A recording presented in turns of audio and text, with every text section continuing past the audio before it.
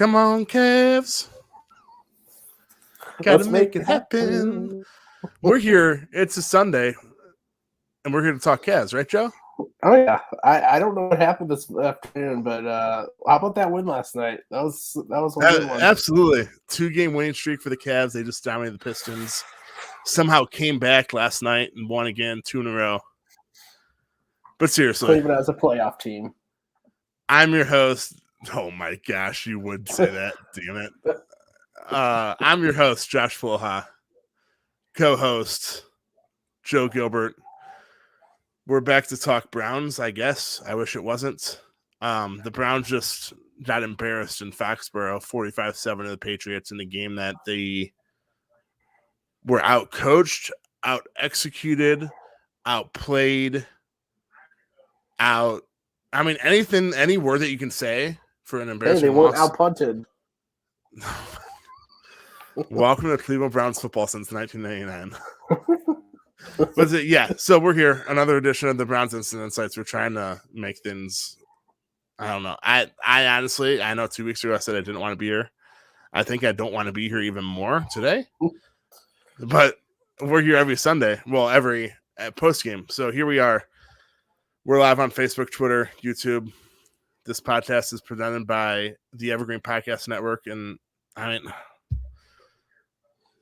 trying to think positively about the Browns, but when Brian Hoyer outthrows Baker Mayfield with only 3 pass attempts, that perfectly describes how bad things were in Foxborough today. Joe, first thought, I hope you have more words than I do because mine are just going to be super negative. So, well, yeah, not much positive today. This felt like a Hugh Jackson type game where you. Oh my gosh, you just had to bring that up, didn't you? Actually, I'm sorry. They were beaten pretty much every single fashion, coaching, execution, just talent, play wise. It was horrible. They were never in the game except after that first drive. We're at a point right now where it's really looking like this team is what it is. The record kind of represents what they are. They're an average team right now. They can get better, I would hope, but right now it's bad. The defense last week was a mirage, and we talked about it last week where we thought maybe this was a turnaround and they had to show it more than 1 week, and they didn't. They completely collapsed. They made Mac Jones look like a elite Tom Brady type quarterback, and it was bad. It was embarrassing. It was the Cardinals game was embarrassing. The Pittsburgh game was embarrassing. This was probably the most embarrassing because they were never in the game except after that touchdown drive. It was the fact that we can have an argument about what games were more embarrassing this year tells you all you need to know about the recent weeks. I don't even know. I don't know. Like, if you fire, I know we can talk about this for hours and hours, but if you fire Joe Woods, does that improve a lot? I mean, I know I even told you prior to the podcast, Ohio State lost on. I know I'm going to bring up Ohio State while talking Browns. They lost to Oregon week 2 of the season. Ryan Day decided not to fire defensive coordinator Kerry Coons, but he moved him up to the press box instead of on the field, and brought in Matt Barnes, who was a special teams coach a couple years ago, now is a cornerbacks coach. And just like a new face on the sidelines, it seemed to improve the defense. So I'm not saying that Joe Woods people moved up to the press box. Like, if he's not on the sidelines, he's going to be fired. But a move like that in season, will that really help? I guess it's possibly a question that will get answered in the next week or two if things continue to go down this road. But I didn't think. It's Foxborough. Even if like the Patriots suck, it's still like that mind game where it's Foxborough, the game in Foxborough. And I know Jake Burns discussed prior to this podcast on the OBR podcast, which they do a great job on Twitch, but about how this game had so many playoff implications. Like, with the win, the Browns had like a 78% chance of making the playoffs. With the loss, they had like a 36% chance, and the same thing for the Patriots. And the Patriots took advantage of that opportunity, and the Browns basically just let them do whatever they wanted today, both offensively and defensively. I mean, it's third down defense. Offense it can't get much worse than their third down. I know that I'm pretty sure Mac Jones and the Patriots were 6 for 6 on third downs to start. And the seventh one, the Browns got to stop it. It was called a pass interference. So basically, their first 7 third downs turned into first downs. And when you can't get off the field, it's over. Yep.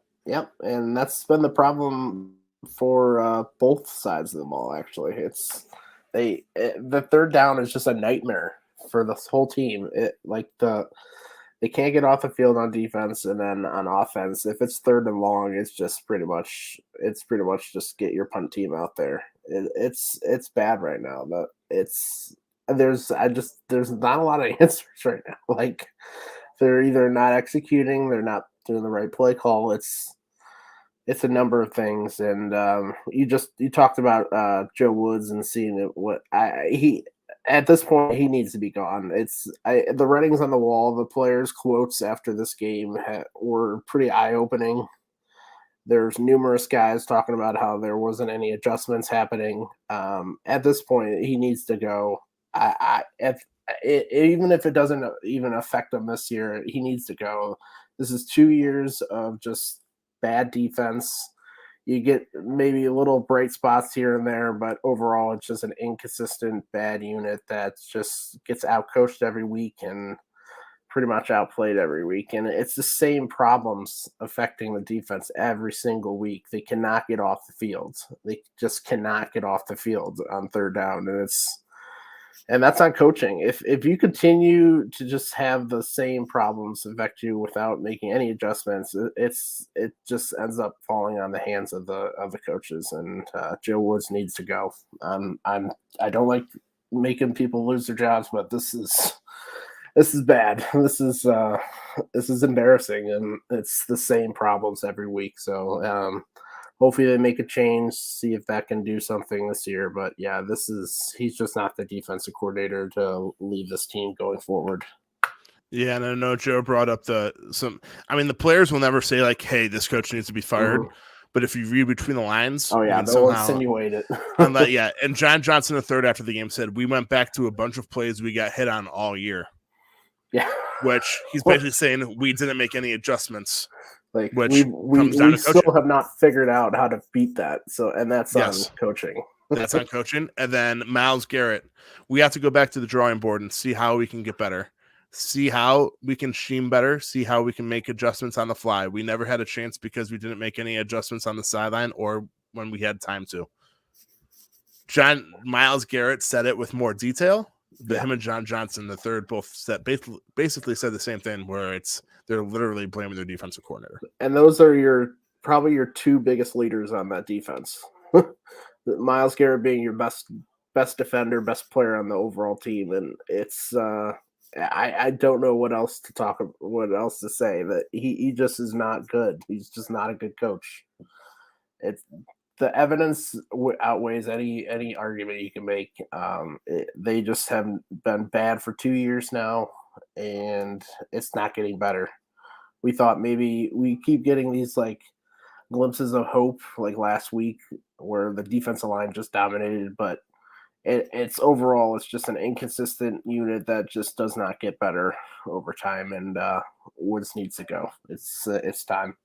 Yeah, not only did they dominate on third down, they were the Patriots were 7 of 9 on third down. I know they at least started 6 or 6, but let's be honest. Once it was 6 or 6, I think it was already basically garbage time. I mean, the whole second half, let's be honest, was garbage time. It was 24-7, but I felt I could have chalked up as a loss by halftime. But not only was it third downs, but like Jamie Gillen, who has struggled this year at times, had 2 fantastic punts, putting the Patriots offense back within the 10-yard line. And the Patriots, in turn, middle of the second quarter, 6-minute, 11-play drive, 99 yards, leads to a touchdown. So they were literally, to be exact, it was 99.5 yards, if we're being exact here. Yeah. And then middle of the third quarter, when the score's 31-7, he pins them back inside at the 8-yard line. Patriots, in turn, 8-play, 92-yard drive leads to a touchdown. If you allow multiple 90-plus yard drives, that's a problem, no matter what else happens. I mean, if the writing's on the wall, when you have to make excuses as to why Joe Woods should be the defensive coordinator going forward, that's all you need to know. Yeah. And the stats that are like kind of protecting the Browns defense that are making them look a lot better than they are after this week, it's gonna fall off a ledge here. Because if people looked at like, oh, they haven't given up that many yardage, they were one of the lowest allowed yards for this week. They just got blown out. Just gave up so many yards, and it was just bad. And the defense is just bad, and there's no way around it. It was kind of laughable before the game. I forget which one on the CBS pregame show ranked as a top 5 defense. Like, if as Browns fans, we all watched every game this year. This is not a top 5 defense. They may play like it one game, but overall, this is not even close to. This is more close to a bottom 5 defense than a top 5, and that's a shame, because this defense has talent. We talked about it so many times, and it just hasn't clicked. And we're gonna see hopefully changes this during the season, but during the off season, there's gonna be a lot of changes there too. And Andrew Berry and company thought that maybe it was the players last year, so they've spent a bunch of money on the players and a bunch of draft capital on bringing in new players, and it clearly isn't the players. The talent's there, the execution and the coaching is not. I mean, maybe you could say like Myles Garrett should be able to do more, but I mean, when he's getting double teamed and you still like don't know how to scheme things against that, like even the Patriots, they said it multiple times during the game.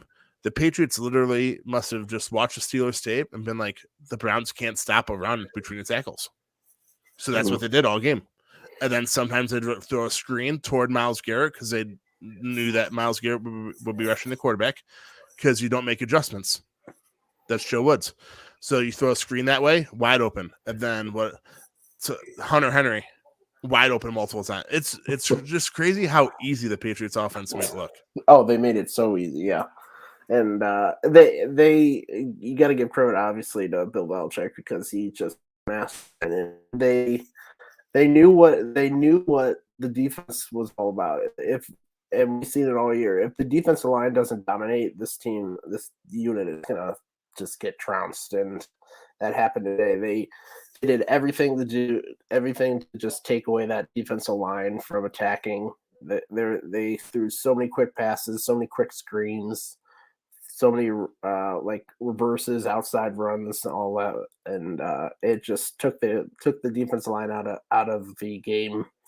And once that happened, the secondary, we've seen the secondary problems all year. It was just a mess, and it was just that side of the ball. It was just a complete outcoached by the Patriots. They had every answer for this defense, and the Browns, as you can hear from Myles Garrett, they had no answers. Yeah, and I mean, every team has a bad loss. Like, the Buccaneers just lost today to a Washington football team that was without Chase Young, who probably tore his ACL, which stinks as an Ohio State fan. So the Buccaneers have a bad loss. The Ravens somehow just lost to the Dolphins on Thursday night. The Steelers just somehow tied. I mean, yeah, they were without Ben Roethlisberger and Chase Claypool, but they somehow just tied the winless Detroit Lions at home, which we will talk about the Detroit Lions here in a little bit. But yeah, I mean, this is such a weird NFL year. The underdogs are covering the spreads at like a 70% clipper. It's something weird. But like, so as like the Chiefs are it's just weird stuff like that. But it's for the Browns, it's the same continuous problems week in and week out. I mean, there's some outliers, like the Browns defense played well against the Bears. They played well last week against the Bengals. But when it's more often than not that they're doing the same exact thing and not making adjustments, it's a problem. Yep. And it's frustrating to watch. And especially because the AFC looks and the division looks like kind of wide open, and it's just frustrating to see that they're not taking advantage. The AFC. I mean, speaking of a weird year, the Bills just lost to the freaking Jets last week and scored 6 points. The AFC has never been more wide open than it is right now, and it sucks that the Browns aren't taking advantage of it. Nope, they just kind of squandered it, and obviously there's still almost half a season left, but right now they're not playing like a team that's worthy of making a run here. But I don't know. It's just frustrating to watch. We still have 7 games left. I just realized that. Oh, man. Hey, we got the Lions next week. Yeah, that's another thing. What else? The Lions tied the Patriots. The Lions tied the Steelers today, so they're still winless. So technically, I won't even bring it up, but this might not be rock bottom yet. Please if what happens next, like if it'll be only in Cleveland, because it literally is in Cleveland next week. Browns against the winless Lions. Joe and I might just hop on here and literally just talk about the Cavs. Oh my goodness. Who have a better record than the Browns right now? Who saw that coming? Yeah, they have more wins than the Browns and basically the same amount of games. Yeah. Did not see that coming, but Evan Mobley will look pretty good as a tight end for the Browns. He'd be a little too skinny, but man, imagine. I would like the effort out of if the Cavs could transfer the effort level to the Browns would be real nice too. True. We saw some effort that was less than ideal late, especially second half. It was not a good showing, and I know we talked about the defense, but the offense was just as putrid too. Yeah, I was just saying we need to talk about the offense, even though there's not really much to talk about. Yeah, it was bad. The coaching staff had a great start to it, great scripted drive, and then they just completely I don't know what happened. That it was it was bad. The coaching staff, Stefanski had a bad play calling day again, and it was bad. They just they were running right down their throat on that first drive, and then they kind of abandoned it. I know they got behind, but still, they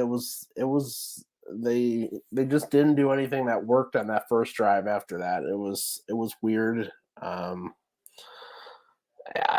This offense, I think someone tweeted out that this is like the 5th time in the last 7 games where they scored just like 17 points or something like that. It's an offense that's struggling, and it's hopefully Chubb and Hunt come back and they can help kind of get this team unit going. But Baker was bad. Offensive line was bad in pass protection.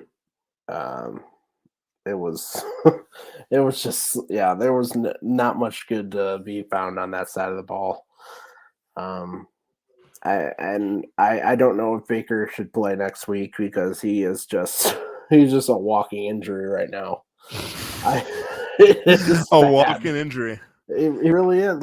Now it's like his 3rd different injury. Like I think he said he hurt his other knee, which is just like it's incredible just how many injuries he's. Especially with the Lions, if they can't beat the Lions with Case Keenum, there's no point of keeping Case Keenum then, and then there's no point of even trying to it just. Case Keenum should be the starter next week. Just give him a rest again, because we saw last week giving Baker a rest kind of helped. So this. Oh my God. Looking back at the schedule, the Browns have scored 17 points or less in 5 of their 10 games this year. Yeah. In this day and age, if you can't score 17 points or more, there's I'm willing to guess. I don't know analytics or the probability. I'm willing to guess that you lose 95% of the time. Yeah. If you can't score 3 touchdowns. Can we just watch the highlights of that Chargers game? in the Seriously. first half. Like, what the hell happened to that team? And like, friend of the where did it show, go? Adam Cerny. Hey, Mhm. Josh, this offense needs to score more points. Boom. Yes, it does. If only it was that simple. It's not, unfortunately. Yeah. And They also like need I to said stop earlier, giving up points. I mean, Baker's clearly hurt. Yeah. I want Baker to be successful. But when backup quarterback Brian Hoyer throws more yards and has the same amount of touchdowns as a Browns starting quarterback with only 3 pass attempts, it's a problem, whether it's garbage time or not. And he had Baker had a quote after the game, which kind of was like one of the most honest quotes he's given about his injuries.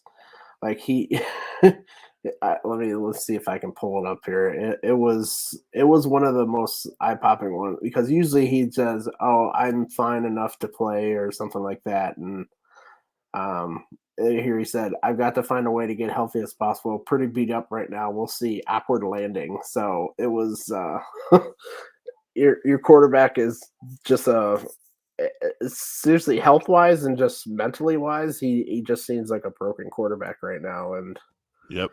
I don't know how much help it would be to put him out there, especially when he's hurt it even more than this week coming in. We're just in a tough spot, man. I mean, the bye week is what? Week 13, so it's 2 more games. So the bye week is 3 weeks from, or their bye open week is 3 weeks from today, right? Yeah, there's 2 games left. 3 weeks from today, week 13. Yeah. So maybe sit them. Oh man, but they play the Ravens. They can't sit. I don't think that this is where the tough spot is. Like, I don't see them sitting them versus the Ravens, but it would probably be the smartest thing to set them down in the next 3 weeks. But I don't think you can. It's just this is just not fun, man. It's just when we thought we were gonna have a really fun Browns year and do this on a weekly basis. Oh yeah. It turns into something like this. Yep. I mean, there's still 7 games left. And they're still in the playoff hunt, which is exactly. They're still in the playoff hunt, but it's just like I don't even know what to say. It's trending downward, as we'll say. It is trending downward for sure. Yeah. Not even a question.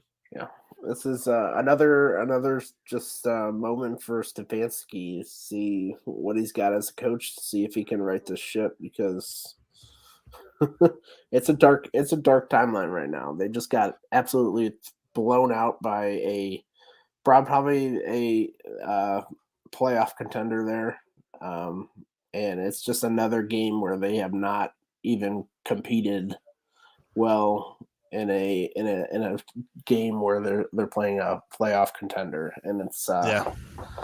It's a dark timeline now, but I'm just saying, I'm not trying to jinx anything, but it's not as dark as it can be. Next Sunday, it might be the darkest it's ever been. We as Browns fans know how dark it can get. I just if they lose the Lions, we're talking draft next week, and we're talking draft the rest of the week, the rest of the season. So we'll just put that out there now. As I joked with Joe before the show, if they lose the Lions, Joe and I will get on here every Sunday post game, but we'll literally only talk about the Cavs. By the way, 9-5 Cavs. I think they're in 4th place right now. Evan Mobley looks like a stud. Let's do it. Speaking of that, we do need to hop on here and talk about the Cavs sometime. Jeff Namina, former WFMY contributor and now just like hot take master, has literally said since midsummer, "Yeah, I'll hop on the WFMY podcast with you and talk Cavs." Here we are. Cavs are what, 4 weeks into the season? 3 weeks into the season? Have you guys seen a Josh and Nam podcast yet? Nope. He's one of those guys where like he says he's gonna do something. It's like, no, I have the kids tonight. I'm busy tonight. Let's do it next week. And then I talk to him next week. No, I'm busy tonight. Let's do it next week. So Jeff, if you're listening, I'd love to talk Cavs. Me, you, and Joe. Maybe Andrew will hop on with us. But like, I need something positive to talk about. So either the Cavs or Ohio State. Literally anything non-Browns that is currently in the season in Ohio, in Northern Ohio. I'm good. Yep. What a change from last weekend, man. Man, what a bad. Oh, I have to bring this up too. What a bad weekend football wise for you, huh? I knew you were gonna bring that up. Man, Medina beating Congratulations St. to Ignatius. Medina. The Browns getting owned. A bad weekend of football in the Gilbert household. But a good one in basketball land.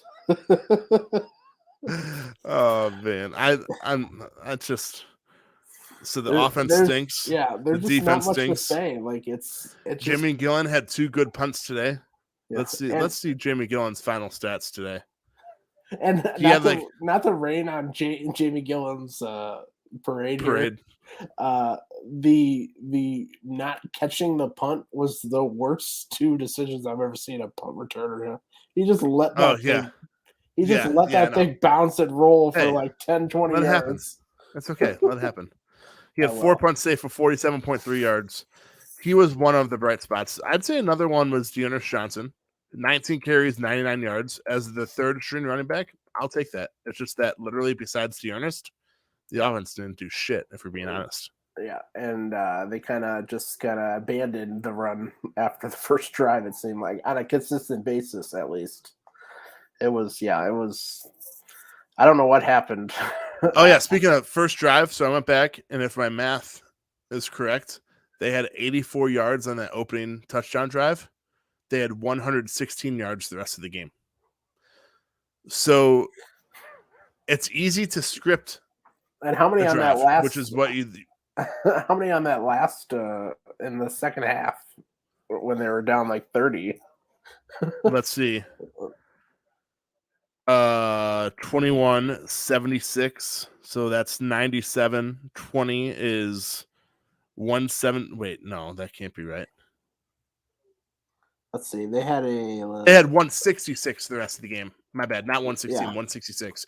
So yeah, after that first drive, their final 2 drives of the first half were -5 yards and -9 yards. Yeah.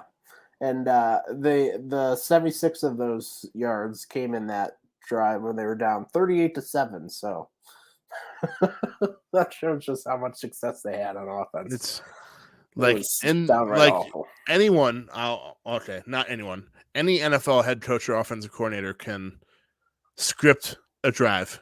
Which, let's be honest, Kevin Stefanski is great at doing that. The Browns' opening drives have been really good most of the time. Mm-hmm. But it takes a special head coach and a special coordinator to be able to make adjustments in game. And the Browns just haven't been able to do that on both sides of the ball. And they seemed like they made all the wrong ones on offense. They abandoned whatever they did on that first drive, and we saw none of that in the rest of the game. It was bad. It was. And by the way, the Browns just shared Myles Garrett's comments about making in-game adjustments. So Joe Woods, I think if the official team account literally shares the video of the one of the best defensive ends in NFL, basically, if you read between lines saying that Joe Woods should be fired, I don't think it's a good look for you. Does Joe Woods need his own plane home? Is the question. Will he make the plane ride? Maybe he'll just Uber home. Yeah. And that is correct, Adam Cerny, that the Cavs did have more points in that first quarter than the Browns, which was not the highlight of the season for the Cavs. That first quarter. You can see comments? Because whenever I'm on with Kenny Rhoda for House Day, I can't see comments. I can. Well, damn it. I wonder how I can see comments for him then, so I can't get blacklisted like I did by my uncle a few weeks ago on Kenny Rhoda's show. But Cavs had more points in the first quarter than the Browns in the entire game. LOL. And that was probably their worst quarter of basketball, and they still had more points. The Cavs literally scored 9 points in the first quarter last night and came back and beat the Boston Celtics. Yeah, it was. At least we got one fun team in the land right now. And who would have ever guessed that 3 weeks ago? Right, and it would be that team. Yes. But we're not talking about the Cleveland Charge or the Cleveland Monsters. We're talking about the freaking Cleveland Cavaliers. Yeah. But yeah, I mean, I cannot believe we just talked for 30 minutes because I literally told myself that I didn't want to talk at all. So here we are. But I don't know what else to say about the Browns. When your MVP is probably your punter, as we know, as Browns fans, especially since 1999, that's a huge problem. Yeah, because he was the punter and the kicker were always our MVP from 99 to like whenever Phil Dawson and 2021. Yeah. And going. Like it's that great. And yeah. All I have to say is they better freaking win next week. Or God help us all. If they win next week, this will be me. I'll sit back like this, and I'll let Joe do all the talking. So all I'm gonna say is, "Hello, darkness, my old friend." Hey guys, let's have a positive week. Maybe we'll get Chubb back. Maybe Kareem Hunt will come back, and this offense will be back to normal. Probably not, but we'll see. If you want to have a positive week, hold on a second. It's loading up quick. 0-7-1. Cleveland fans, if you want to have a positive week, the Cavs play Monday night, Wednesday night, and Thursday night. So be sure to tune in Monday, Wednesday, and Thursday. Potentially don't tune in on Sunday. It will just ruin your positive week. And just don't look at the opponents of those Cavs because they're playing a murderer's row this week. But we won't talk any more Cavs because it's a Browns podcast. But they've had a tough schedule so far. Everyone's like, man, if they can get through this, somehow gets harder. And they're 9-5. Yeah, but it somehow gets harder. Like, holy cow. Boston, Brooklyn, Golden State, Brooklyn, Phoenix, Orlando, easy. Dallas, Miami, Washington, Utah, Milwaukee, Chicago. Holy cow. The 1, 2, 3, like 6, 7, 8, 9, 10, 11. The NBA 11 of their next 12 games are against like top 10 teams in the NBA right now. The NBA just really wanted the Cavs just to get blown out at the beginning of the season. Just wanted them to go away. The Cavs are 9-5. If they are, let's see, if they are 15-12, so if they go 500 during these next 12 games, I will be very excited. Yeah, it's incredible what they've done so far, but this is beyond the fact of that we're on the Browns. We'll be on here to talk Cavs soon. I promise. Be like we'll have smiling faces instead of oh man, we have to be on here again to talk Browns because that's how I feel right now. Yeah. Until next week, let's just. I'm going to say it again. This is not rock bottom yet. Rock bottom could potentially happen next week. So just like how I said a few weeks ago, rock bottom, and we're going to go up from here. And I'm going to say this is not rock bottom yet. If you prepare for the worst, you're not as disappointed when it happens. Wow. As a Browns fan, you should be used to that. Exactly. I mean, that's my whole life. The motto of a Browns fan. Hey, I'll admit it. Yeah. But yeah, I know. I think it was last week or the week before I said how this Browns season is such a roller coaster. Last week we were saying, oh man, Joe Woods, great defensive coordinator. Way to stop Joe Burrow. Way to stop Jamar Chase. Now, literally, us and the players are saying Joe Woods needs to be fired and not even come back to Cleveland today. So, like, just always remember, it's a roller coaster. But the only problem is that the roller coaster is trending down right now. That's the problem. Yeah. Yep. And I just don't know what to say. Just win. That's all I have to say. Just beat the freaking Lions. Please don't do this to us. Please. I'm thanking you. I'm literally laughing because I'm just imagining us having to sit in this exact spot a week from now if the Browns lose. I literally will hop on here, and this will be me the whole time. I'll do the introduction like I usually do. Shout out to Greg Lindell because I don't know. I don't even know what to say about the Browns. I know we just talked for 35 minutes, but it's just crazy how they had such high expectations. And now even if they went out, they're only going 12-5, which I think is what I projected in to get to. And there's let's be honest, there's no chance they went out. No shot. So I mean, but if they want to be a playoff team, they do have a chance. It might not be a big chance. If they want to make the playoffs, though, they have to. It's right in front of you still. Like it's they have to finish 5-2. Yeah, 10-7 might not even make the playoffs. No, Well, we'll see how our division continues to implode. Because this week was a rough week to be a AFC North team. Yeah. Cincinnati was somehow the best team this week, and they didn't even play. They had a bye. Yeah.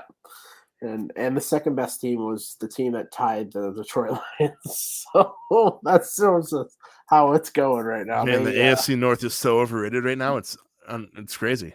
It is wild. Like before the season, we were like, God, why are we in the AFC North? And now we're like, thank God we're in the AFC North, because if you look at all the other records in the, you would not be in the close to division if you were in most of the other league, especially in the NFC.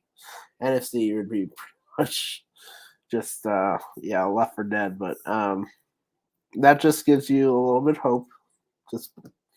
Just win. That's all I have to say. We'll end it with that. Just win next week. Hashtag just win. Especially next week. How I will end it, because I'm a Browns fan since I was born in 1991, and I've been able to pay attention since 99 and after. Mm-hmm. Yep. It's not rock bottom yet, you guys. Just remember that. It's not rock bottom yet. So, it's me, Josh Floha, and Joe Gilbert. Just talked Browns for 36 minutes and Cavs, because we had to bring some positive Cleveland sports. Come on, Cavs. Gotta make it happen. But